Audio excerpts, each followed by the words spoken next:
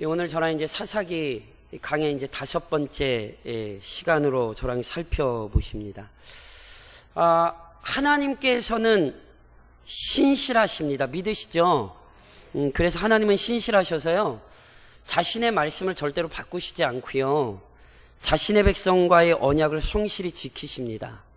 그것이 분명히 어떻게 드러났냐 하면, 아브라함이요, 죽은 자와 같던 아브라함이 약속의 자녀를 얻었고, 그 한 사람 이삭으로 말미암아 하늘의 별과 같고 바다의 모래와 같은 많은 백성이 번성했죠. 그 자손들이 한때 애굽 땅의 압제를 받고 있었으나 하나님께서 그 강대국 애굽의 손에서 이스라엘을 건져내셨고, 광야라는 곳을 무려 40년 동안이나 보호하셔서 걷게 하셨습니다. 그리고는 마침내 우리가 아는 것처럼 약속의 땅 가나안을 정복할 수 있게 하셨죠. 그러니까 이 모든 역사가 다 분명히 뭘 보여주냐면, 하나님은 신실하시다, 하나님은 자신의 말씀을 반드시 지키시는 분이다, 이걸 우리에게 알려주죠. 반면 성경은 이스라엘이 신실하지 못했다는 사실을 우리에게 너무너무 잘 보여줘요. 이스라엘은 광야 40년 동안 시간만 있으면 하나님께 불평하고 원망했습니다. 실제로 광야 40년을 걸어야 했던 이유를 성경은 가데스 바네아에서의 불신 때문이었다, 이렇게까지도 이야기를 할 정도로, 그리고 그 40년 내내 원망과 불평을 입에 달고 살았죠. 실은 그걸로 끝났으면 좋았을 텐데, 이스라엘은 가나안 땅에 들어와서도 그들의 옛 습성을 버리지 못했습니다. 그래서 사사기가 우리에게 뭘 보여준다고요? 분명히 하나님이 주신 약속의 땅을 얻었어요. 그런데 그 땅에서 평안하지 못했어요. 이 사사기의 주제는 오늘 우리에게 아주 중요한 신앙의 화두가 되어야 돼요. 예수를 믿고 사는 것은 참 정말 복인 게 맞아요. 근데 어떤 성도들의 삶을 보면 이게 예수를 믿는 게 복인지 저주인지를 모르겠어요. 예수를 믿는 게 정말 감사와 감격으로 우리의 신앙생활이 이루어져야 하는 것이 실은 사실인데, 감사와 감격으로 이루어지는 게 아니라 불평과 원망으로 이루어질 뿐 아니라 끊임없이 하나님께서 주신 복을 누리지 못하고 오히려 그 복을 빼앗기며 사는 성도들이 많이 있습니다. 실은 조국 교회는 그 복을 이미 빼앗긴 게 한두 개가 아닙니다. 그래서 이 사사기의 역사는 오늘 우리에게 분명히 다시금 조명되어서 오늘 우리의 신앙을 바르게 세우는 중요한 역할을 감당해야 합니다. 우리에게 소망이 있다면 그것은 실은 우리 자신에게 있는 것이 아니라 하나님의 신실하심입니다. 사사기는 분명 이스라엘 백성이 얼마나 어리석었는지를 보여줘요. 그러나 그것만 보여주진 않아요. 하나님의 사랑이 얼마나 끈질겼는가를 보여줘요.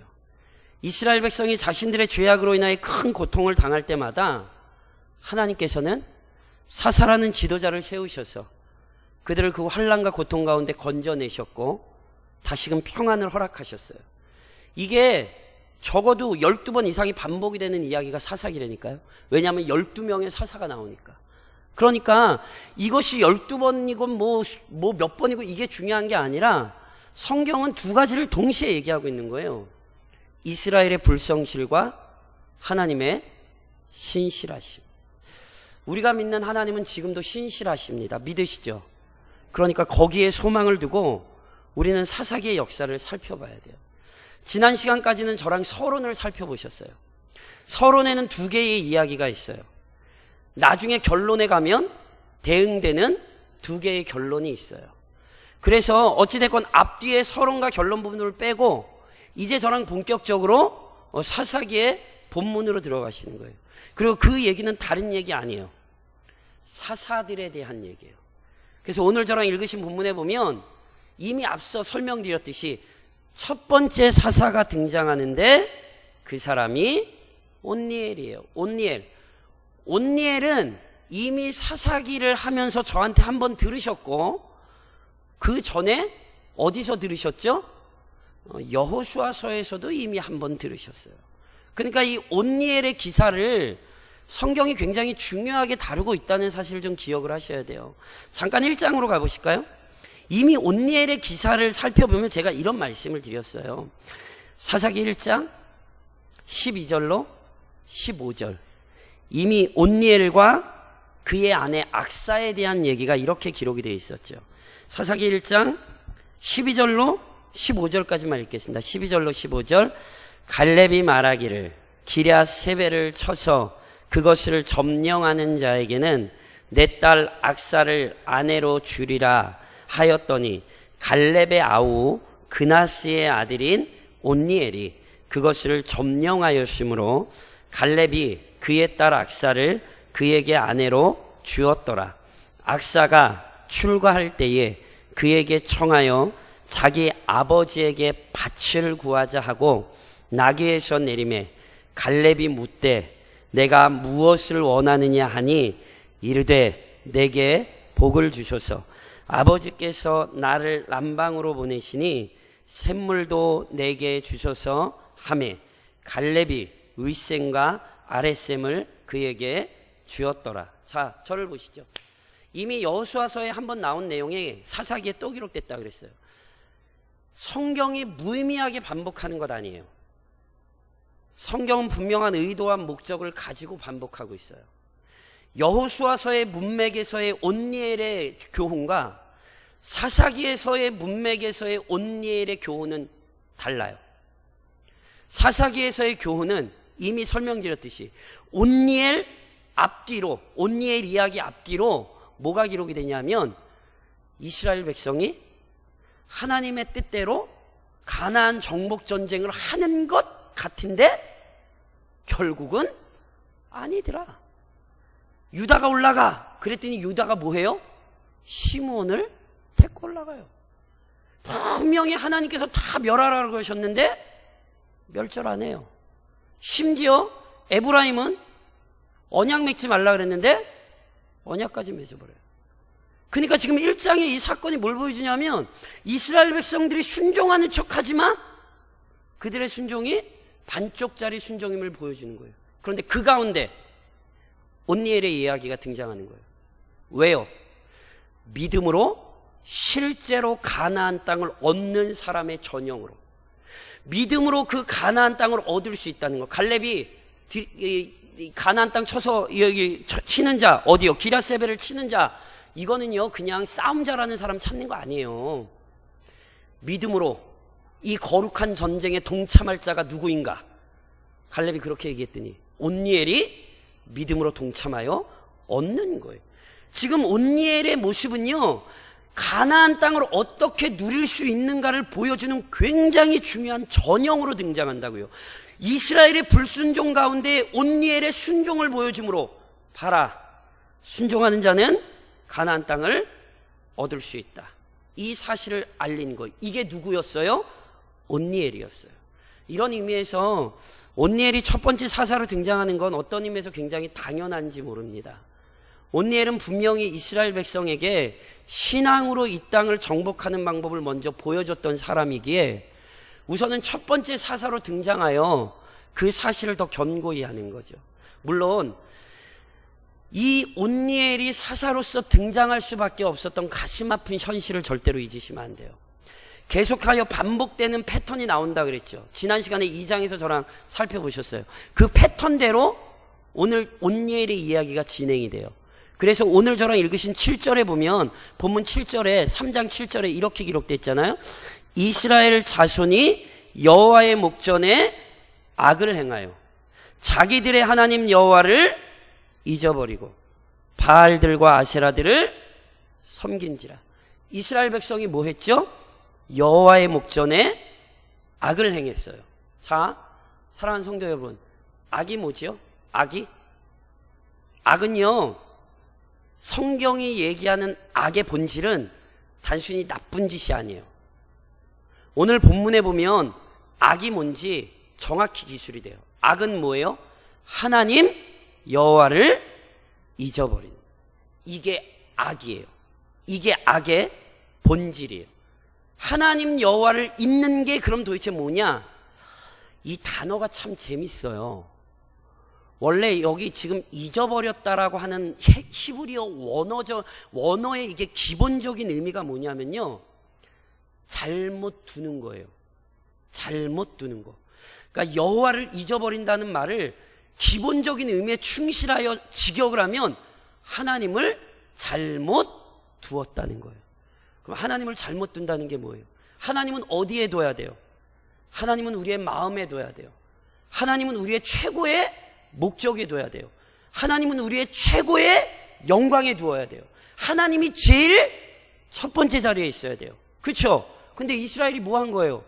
그 하나님을 다른 자리에 둔 거예요. 자기 마음에 하나님을 둔 게 아니라 하나님을 다른 곳에다 두고는 자기 마음에 다른 것을 갖다 놨어요. 오늘 본문에 뭐라고 되어 있어요? 바알들과 아세라들을 섬긴지라. 그러니까 보세요. 하나님을 나의 하나님으로 섬기지 않는 사람은 반드시 바알들과 아세라들을 섬기게 되어 있어요. 바알과 아세라란, 이 바알은 농경의 신이에요. 폭풍의 신, 바람의 신, 비의 신. 농사 짓는 사람들에겐 너무너무 중요한 거죠. 아세라는 풍요와 다산의 신이에요. 그래서 여자들이 아이를 많이 낳는 것.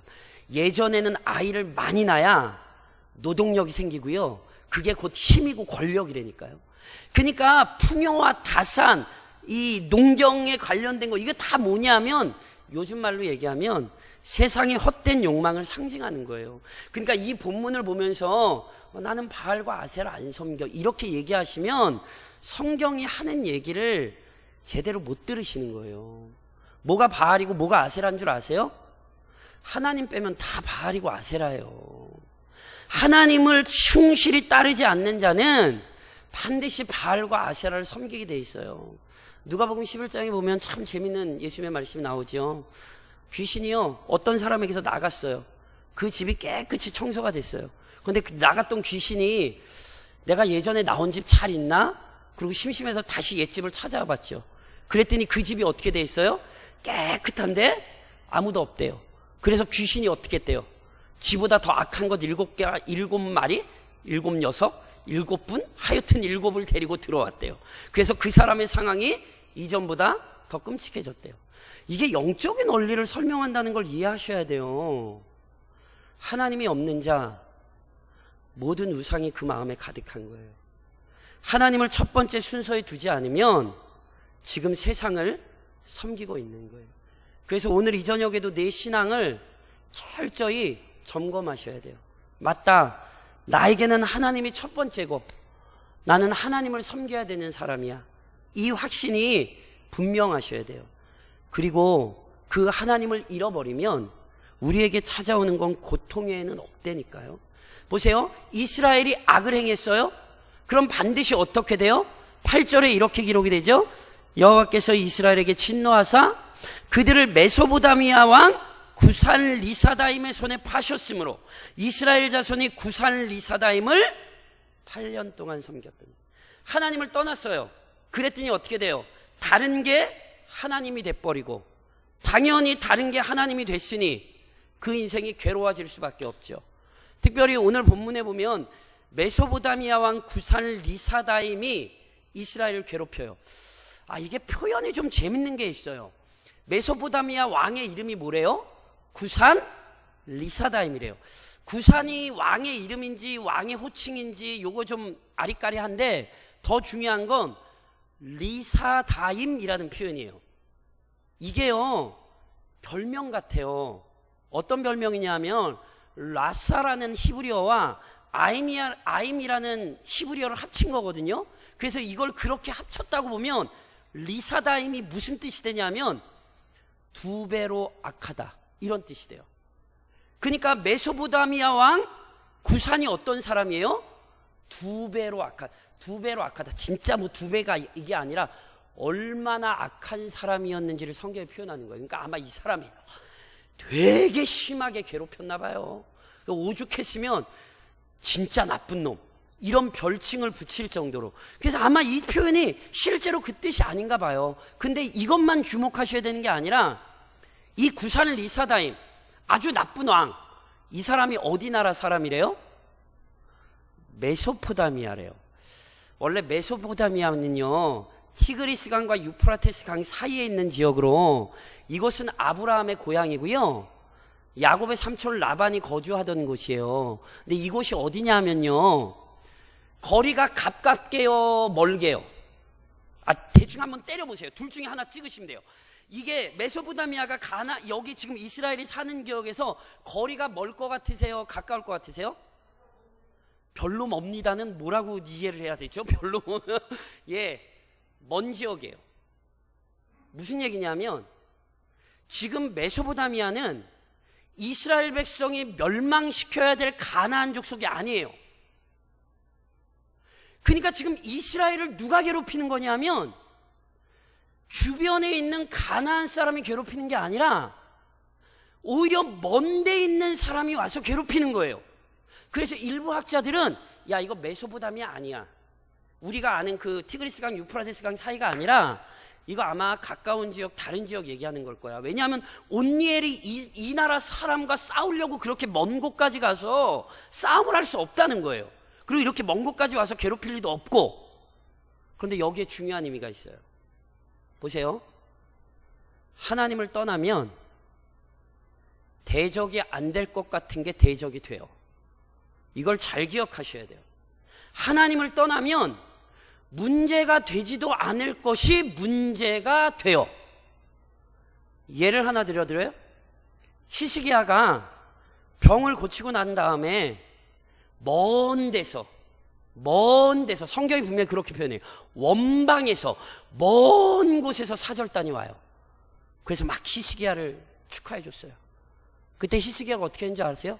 너무너무 좋아서 교만하여 자기가 가진 거 다 보여줬죠. 왜 그랬는지 아세요? 원방이라고 생각했어요. 먼 곳이라고 생각했어요. 근데 그 사건 끝나자마자 이사야가 와서 뭐라고 예언한지 기억하세요? 왕이 봄을 보여줬던 그 사람들, 원방 사람들 어디예요? 바벨론 사람들이 왕의 보물을 다 가져갈 거라고. 히스기야는 그 사람들이 자기들의 대적이 될 거라고는 생각을 못했어요. 그런데 하나님을 떠나면 모든 것이 나에게 대적이 됩니다. 이 영적인 원리를 기억하셔야 돼요. 문제도 안 될 게 문제가 돼요. 뭐 하면요? 하나님을 떠나면. 이게 메소포타미아 왕의 등장이 중요한 이유예요. 아니, 가나안 사람들이 지금 가시가 된 게 아니라 오히려 먼 데 있는 사람까지 와서 이스라엘을 괴롭히죠. 이걸 여호수아가 경고했고 모세가 경고했어요. 사방이 너희의 대적이 될 거라고. 그러니 지혜로운 성도라면 문제되지 않을 것이 지금 나의 삶에 문제가 됐다면 내 신앙을 잘 돌아보셔야 돼요. 이게 전혀 문제될 일이 원래 아니에요. 이게 분명히 이게 문제가 아닌데 이게 문제가 되는 거예요. 그러면 돌아보셔야 돼요. 하나님께서 내 어리석음을 가르치시기 위해 전혀 문제가 되지 않을 문제가 내게 괴로움이 되고 있지 않은가. 그리고 그때 우리는 실은 엎드려야 돼요. 실은 앞서도 살펴보셨잖아요. 저랑 9절로, 오늘 본문 9절로 10절을 같이 한번 읽어보시겠어요? 9절로 10절, 오늘 본문 3장 9절로 10절 다시 한번 같이 읽겠습니다. 이스라엘 자손이 여호와께 부르짖음에 여호와께서 이스라엘 자손을 위하여 한 구전자를 세워 그들을 구원하게 하시니 그는 갈렙의 아우 그나시의 아들 온니엘이라. 여호와의 영이 그에게 임하셨으므로 그가 이스라엘의 사사가 되어 나가서 싸울 때에 여호와께서 메소포타미아 왕 구산 리사다임을 그의 손에 넘겨주심에 온니엘의 손이 구산 리사다임을 이기리니라. 보세요. 여호와께 부르짖음에. 이스라엘 백성이 악을 행해요. 그러면 어떻게 해요? 하나님께서 이방 민족을 보내서 이스라엘 백성을 징계하세요. 근데 하나님이 보내신다는 것은 하나님이 사용한다는 뜻이지 하나님이 일부러 괴롭게 하는 거 아니에요. 잘 들으셔야 돼요. 하나님을 떠난 것 자체가 우리에게 악이요 고통이 되는 거지 하나님이 못되신 분이라 하나님이 우리를 막 괴롭히시는 거 아니에요. 그런데 그때 이스라엘 백성이 괴로우면 뭐 했죠? 하나님께 부르짖었죠. 그때 하나님께서 뭐 하셨어요? 구원자, 사사를 세우셨어요. 이건 앞서도 이렇게 설명드렸어요. 잘 기억하셔야 돼요. 부르짖었기 때문에 하나님이 사사를 세우신 게 아니에요. 부르짖는 이스라엘 백성을 하나님께서 긍휼히 여기셨기에 하나님이 사사를 세워주신 것이지 내가 회개했기 때문에 은혜 받는 게 아니에요. 하나님께서 우리를 사랑하시기 때문에 때로 우리의 기도도 들어주시고 때로 우리의 회개도 받으시는 거지 내가 이만큼 회개했으니까 내가 이만큼 기도했으니까 하나님이 들어줘야 돼. 이건 교만이에요, 교만. 그래서 지난 시간에도 말씀드렸잖아요. 놀랍게 고통을 당하면 이스라엘이 마음을 돌이켜야 되는데 사사기에서 누가 마음을 돌이켰다고 표현해요? 하나님이 마음을 돌이켰다. 하나님이 그들을 징계하셨다가도 그들을 사랑하셨기에 이스라엘이 마음을 돌이키는 게 아니라 하나님이 마음을 돌이켜 이스라엘에게 은혜를 베푸셨다. 이미 2장에서 살펴보셨잖아요. 동일한 사건이 일어나는 거예요. 그래서 이번에는 메소포타미아 왕 구산 리사다임의 손에서 하나님이 건져내시기 위해 누구를 세우셨어요? 온니엘을 세우셨어요. 제가 예전에 이미 이런 말씀 드렸어요. 사사기에는 12명의 사사가 나와요. 저희가 보통 12사사라 불러요. 그 중에 6명에 대한 이야기는 조금 길어요. 근데 6명의 이야기는 좀 많이 짧아요. 그래서 얘기가 좀 긴 사람을 대사사라 부르고요. 얘기가 조금 짧은 사람들을 소사사라 불러요. 그런데 그 대사사 6명 중에 온니엘을 빼놓고는 나머지 모든 사사는 부정적인 개념을 가지고 등장을 해요. 그러니까 그 사람들을 한 사람 한 사람 이제 살펴볼 거예요. 그런데 온니엘은 오직 사사들의 전형을 보여주기 위해 사사의 원형을 보여주기 위해 그는 처음부터 끝까지 오직 믿음의 사람의 모습으로 등장을 해요. 이미 1장에서 믿음으로 가나안 땅을 얻을 수 있다는 사실을 입증하는 사람으로 등장할 뿐 아니라 사사에 대한 이야기 속에도 온니엘에 대해서는 부정적인 이야기를 언급하지 않아요. 그래서 우리는 사사가 실제로 어떤 사람인가를 오늘 본문에서 크게 3가지를 통해 실은 배우게 돼요. 저를 좀 한번 따라 하시겠어요? 하나님이 세우신다. 예, 구원자는 누가 세우시는 거죠? 하나님이 세우시는 거예요. 제가 하겠습니다. 그런다고 할 수 있는 것 아니에요. 제가 잘할 것 같은데요. 이렇게 한다고 되는 거 아니에요. 철저히 사사는 하나님께서 자신의 주권적인 섭리 가운데 세우시는 거예요. 그래서 앞으로 살펴보게 될 오늘 온니엘 빼고 나머지 5명의 사사는 저런 사람도 사사를 할 수 있네? 이런 반응이 나올 정도로 의외의 인물들이 등장하는 거예요. 왜요? 사사는 누가 세우시는 거예요? 하나님이 세우시는 것이기 때문에. 더 나아가서 다시 한번 따라 하시겠어요? 성령의 충만함. 예, 사사를 하나님이 세우실 때 오늘도 보면 하나님이 온니엘을 세우시죠? 그런데 그 온니엘이 어떻게 사사로 등장을 하냐면 여호와의 영이 그에게 임하셨으므로. 사사는요 성령의 충만함을 입은 사람이에요. 그래야 되는 이유는 당연해요. 하나님의 뜻을, 하나님의 계획을 인간의 힘이나 능력으로 이루어낼 수 없어요. 성령께서 그에게 충만히 임재하셔서 그로 하여금 하나님께서 맡기신 사명을 잘 감당하는 거예요. 그래서 온니엘이 실은 메소포타미아 왕 구산 리사다임을 어떻게 이겼는지 자세히 기록하진 않아요. 그런데 때로 에웃이라든지 기드온이라든지 이런 사람들의 글들을 사건들을 보면 하나님께서 정말 신비로운 지혜를 성령께서 주셔서 에웃은 왼손잡이이기에 칼을 오른쪽 허벅다리에 숨겨가서 들어가서 죽이고, 기드온은 하나님의 뜻에 따라 횃불과 항아리로 그 말 그대로 무기도 아닌 것 가지고 이기고, 이런 게 다 어디서 나오는 거냐면 본인들이 생각한 게 아니에요. 철저히 성령의 충만히 임재하여 성령의 능력에 사로잡혀 그 모든 사역을 감당하는 거죠. 또 하나, 하나님의 사사들의 아주 중요한 특징이 있는데 그게 뭐냐면, 저를 좀 한번 따라 하시겠어요? 여호와의 손. 예, 여호와의 손이 되는 거예요. 지금 무슨 얘기냐면, 개인의 영광과 개인의 명예, 개인의 유익을 추구하는 사람이 되는 게 아니에요. 철저히 누구의 뜻을 이루는 사람이 되는 거예요? 하나님의 뜻을 이루는 사람이 되는 거예요. 실은요, 삼손이나 기드온 같은 사람들은요, 나중에 살펴보겠지만 이런 부분에 있어서 굉장히 크게 실패했던 사람들이에요. 개인의 욕망에 이끌려, 삼손 아시죠? 한 여자한테 빠져서 그의 영광을 이 바닥으로 추락했던 사람. 기드온은 왕이 안 되겠다 그러놓고 우상을 남겨놔서 이스라엘 백성 가운데 큰 아픔을 가져오게 됐고, 그러니까 이게 다 뭐였냐면 분명히 하나님의 손, 즉 하나님의 영광을 위하여 사용받아야 된 사람들인데 그러지 못했을 때 문제가 나타나거든요. 근데 온니엘은 전혀 그러지 않았어요. 철저히 하나님의 손이 되어, 하나님의 도구가 되어 하나님의 뜻을 이루어낸 사람이 되는 거예요. 그래서요, 우리는 온니엘을 통해서도 실은 온니엘을 잘났어 이렇게 보시면 안 돼요.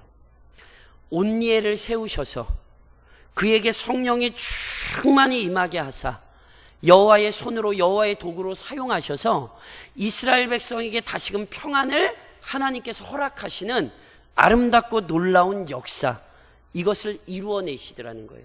그래서 오늘 본문 속에서도 우리는 오늘 우리의 삶에 좀 적용하셔야 될 부분들이 있어요. 저를 좀 따라 하시겠어요? 징계도 달게 받자. 자, 보세요. 하나님을 떠났을 때, 하나님을 잊었을 때, 악을 행하였을 때, 하나님은 하나님의 자녀들 징계하십니까? 안 하십니까? 크게 대답하셔야 돼요. 악을 행했어요. 그러면 하나님께서 자신의 자녀 징계하십니까? 안 하십니까? 하셨으면 좋겠어요? 안 하셨으면 좋겠어요? 하셨으면 좋겠어요? 안 하셨으면 좋겠어요? 하셔야 돼요. 구산 리사다임을 사용하신 분도 하나님이시고 온니엘을 사용하신 분도 하나님이세요. 하나님은 자기의 자녀를 징계하기도 하시고 하나님은 자기의 자녀를 위로하기도 하세요. 그래서 잠언 3장이 우리에게 이렇게 얘기해요. 내 아들아, 여호와의 징계를 경히 여기지 말라. 그 꾸지람을 싫어하지 말라. 대저 여호와는 그 사랑하시는 자를 징계하시기를 마치 아비가 그 기뻐하는 아들을 징계함같이 하시느니라. 하나님은요, 우리를 바른 길로 돌이키기 위해 반드시 징계하시는 분이에요. 그래서 오히려 내가 신앙생활을 똑바로 안 하는데 몸도 편하고 마음도 편하고 너무 좋으면 내가 하나님의 자녀가 맞나 한번 고민하셔야 돼요. 그런데 새벽기도 한번 빠진 것 때문에 마음이 불편하고, 교회에서 뭐 하자 그랬는데 안 한 것 때문에 자꾸 마음이 깨림직하고, 이건 은혜예요. 성도들이 자꾸 이걸 거꾸로 생각을 해요. 하나님의 은혜의 자리에서 제외되고 하나님의 헌신의 자리에서 빠지는 것 때문에 마음이 불편하고 때로는 고통이 일어나고 어려움이 찾아오는 것은, 이것은 괴로운 문제가 아니라 이것은 하나님께서 우리를 가르치시는 굉장히 중요한 방편이라는 사실을 아셔야 돼요. 영이 민감하셔야 돼요. 죄가 죄로 안 보이고 악이 악으로 안 느껴지는 건 그거 정말 저주예요. 제가 오늘도 새벽에 그런 말씀 드렸어요. 하나님께서 남유다 백성을 참 사랑하셨어요. 그래서 남유다의 마지막 왕인 시드기야 때 시드기야가 패망당하기 전까지 하나님은 예레미야를 옆에 두고 계속해서 말씀하셨어요. 그래서 분명히 예레미야가 뭐라고 얘기했냐면 바벨론 왕이 끌고 갈 거니까 항복해라. 그러니까 이 항복해라라는 얘기를 나라 팔아먹으라는 얘기로 들으시면 안 되고 하나님이 바벨론을 통해서 징계하시니 그 징계를 달게 받아라. 이 얘기예요. 하나님이 허락하신 징계, 하나님이 때리는 사랑의 매를 달게 맞아라. 그리고 예레미야는 그것만 얘기 안 했어요. 하나님께서 예레미야를 통해 분명히 뭐라고 말씀하셨냐면 너 바벨론에 항복하면 너 평안히 죽을 것이고 내 조상의 열조의 묘실에 들어갈 것이고 하나님께서 징계를 달게 받을 때에 시드기야에게 주실 은혜를 놀랍게 예레미야를 통해 가르쳤다니까요. 그러니까 징계를 달게 받으면 위로도 크게 올 거라고 하나님이 약속하셨다고요. 근데 성경에 보면 시드기야의 말년이 두 눈 뽑히고 자기 아들들 자기 앞에서 죽고 사실에 묶여 포로로 끌려가는 장면만 나와요. 이게 굉장히 무서운 거예요. 뭔지 아세요? 하나님이 그토록 경고하셨는데도 징계를 달게 받으라 경고하셨는데도 그것을 달게 받았으면 그의 말년이 분명히 평안했을 것이나 실제로 시드기야가 끝까지 하나님의 말씀에 귀를 안 기울여요. 혹시 하나님께서 주시는 징계를 받고 계시면 달게 받으세요. 감사하세요. 떠오르는 죄 돌이키시고 악한 생각, 악한 마음 버리시고 악한 행실 끊으세요. 그게 오히려 우리에게 유익한 거예요. 그리고 때가 되면 하나님이 온니엘이라는 사사를 세우시는 것처럼 우리의 삶에 다시금 평안의 은혜를 허락하시는 거예요. 내가 스스로 평안을 만들어내거나 내가 스스로 안정을 만들어내지 못해요. 하나님이 쥐고 흔드시는데 누가 그거를 안정을 시키고 하나님이 들고 때리시는데 그걸 누가 막아요? 그걸 막으실 분은 하나님 외에는 없어요. 그러니 사사기의 역사를 통해 징계도 하나님으로부터 오고 구원도 하나님으로부터 오니 징계를 받을 때는 겸손하게 죄에서 돌이키고 은혜를 받을 땐 그 은혜를 믿음 안에서 잘 누리는 지혜로운 성도가 되셔야 되는 거예요. 더 나아가서 저를 한번 따라 하시겠어요? 하나님 없는 삶. 하나님 없는 삶이 좋으세요? 안 좋으세요? 안 좋은 거 아시죠? 이스라엘 백성들이 왜 자꾸 바알과 아세라들을 섬기는지 아세요? 이게 처음에는 티가 안 나요. 처음부터 바알과 아세라 섬기면 하늘에서 벼락이 떨어지고 그러지 않았어요. 오히려 이스라엘 백성들이 하나님 잠시 내려놓고 가나안 사람들과 언약 맺고 가나안 사람들도 부려먹고 이게 뭐예요? 당장은 쉬워요. 당장은 편해요. 그런데 당장은 편할지 모르지만 하나님 없는 삶의 평안은 얼마 가지 못해요. 하나님을 내 최고의 자리에서 다른 데 옮겨 놓으시면 그 평안 쉽게 무너진다고요. 모 교회에서 다 아시는 내용이니까 모 교회에서 교단에서 부자 셋을 잘못됐다고 판결이 번복이 됐어요. 굉장히 어리석은 짓이었어요. 처음부터 교단의 헌법을 어기며 그것이 그렇게 오래 갈 거라고 생각을 했어요? 그러니까 굉장히 어리석은 거예요. 모르지 않아요. 불법이라는 거. 처음부터 모르지 않았어요. 그래서 교회가 우리는 이게 좋습니다. 그게 오래 갈 것 같으세요? 분명히 이 문제 안 끝나요. 분명히 그 교회 교단은 아마 탈퇴할걸요? 자기들의 힘과 권력 믿고 아마 탈퇴할걸요? 제가 예언은 아닙니다만 근데 그게 평안할까요? 그거 얼마 못 가요. 애석하게도 하나님 없는 삶이 잘 되지 못한다는 걸 모르는 거예요. 지금 당장 편하고 지금 당장 누리고 지금 당장 얻는데 급급해서 하나님의 말씀에 철저히 순종하지 못하는 거죠. 그래서 지금 주의하셔야 돼요. 지금 당장 편할지 모르지만 절대로 말씀의 선을 넘어서지 마세요. 지금 괴롭고 힘들어도 지금 순종할 거 지금 순종하셔야 돼요. 그게 우리를 살려요. 그리고 또 하나는요, 온니엘은 여호수아서에도 믿음의 사람으로 등장이 됐고 사사기 1장에서도 믿음의 사람으로 등장을 했고 오늘 첫 사사로도 믿음의 사람으로 등장을 해서 그가 살아있는 동안 이스라엘의 평안을 지켜냈어요.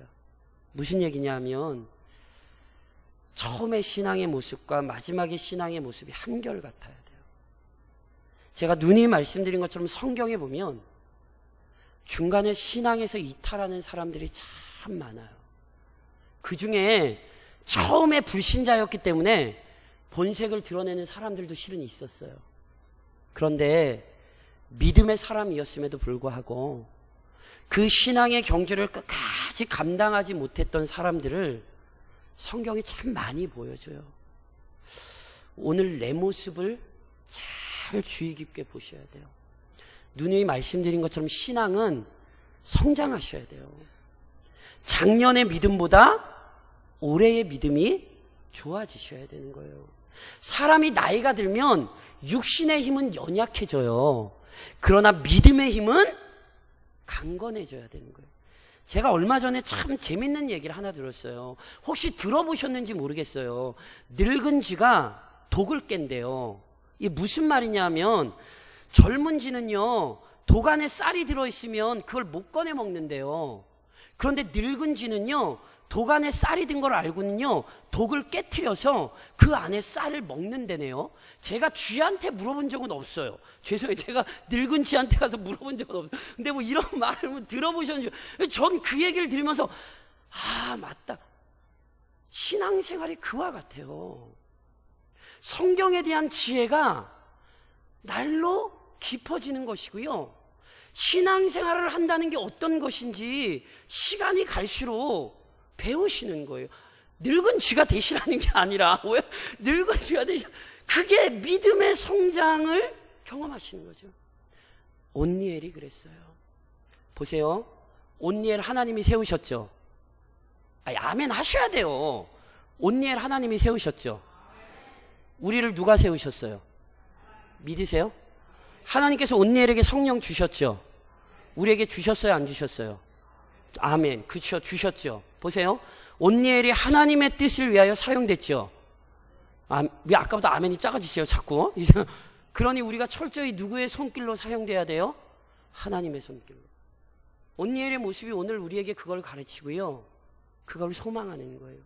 하나님이 우리를 세우셨으니 성령의 충만함을 입어 이 땅 가운데 하나님의 도구로 사용됨으로 평화를 일구어내는 사람들, 그 사람들로 우리 개인과 교회가 좀 쓰임받으시기를 우리 주님 이름으로 권면드립니다.